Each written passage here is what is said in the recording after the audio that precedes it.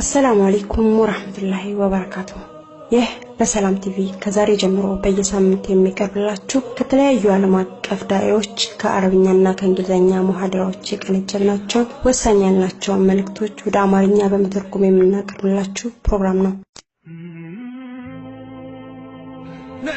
እናውቃለን ብዙ ባለ ሰርቲፊኬቶች ስራ ያላገኙ ደሞዝ የሌላቸው ደግሞ እናውቃለን መጻፍና ማንበብ የማይችል አላህ ኒዕማውን የለገሰው ከበረከር ከፈከፈለት ምስጥሩ ቤተሰብህን በስግደት እዘዝ በርሷም ላይ ዘውትር ሲሳይናን ጠይቀህን እኛ እንሰጣለን። አንድ ሰው ወደ አንድ ሳሊህ መጥቶ የኑሮን ውድነት ያማራል። ሳሊህ ዋለው والله አላማረም ለምን አንድ ስንዴ አንድ ብር አይሆንም? እኔ እሱ እንዳዘዘኝ እሰግድለታለሁ፣ እሱ ደግሞ ቃል እንደገባልኝ ይረዝቀኛል። እኔ እሱ እንዳዘዘኝ እሰግድለታለሁ፣ እሱ ደግሞ ቃል እንደገባልኝ ይረዝቀኛል። ሰውንም ሆነ ጅንን አልፈጠርንም ይገዙን በስተቀር ከነሱ ርዝቅንም ምግብንም አንፈልግም።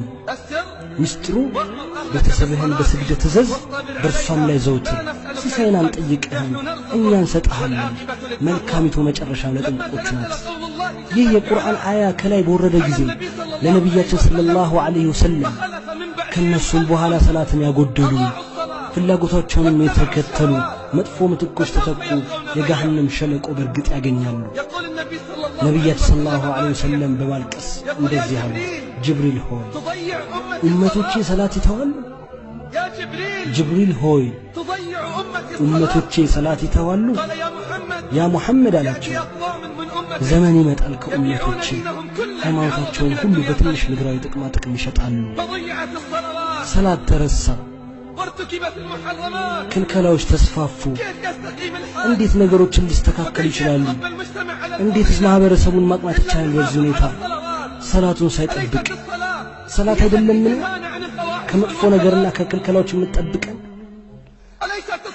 ሰላት አይደለምን ከመጥፎና ከተከለከሉ ነገሮች የምታቀበል?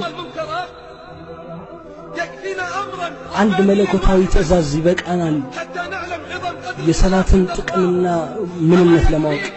አይበቃህም አላህ ከሰባቱ ሰማያት መደንገጉ?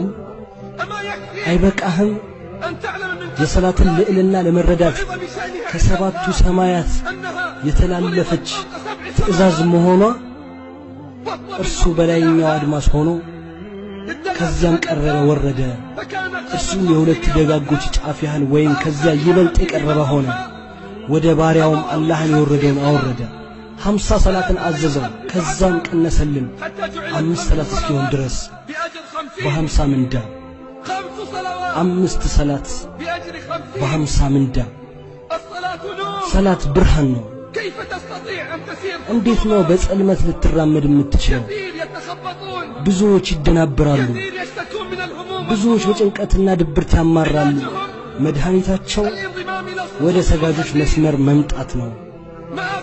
የወጣቶችን ወንጀል በሁሉም ቦታ መድኃኒቱ ወደ አርራህማን ቤት ጎራ በሉ፣ በሰጋጆች መስመር ላይ ተገኙ።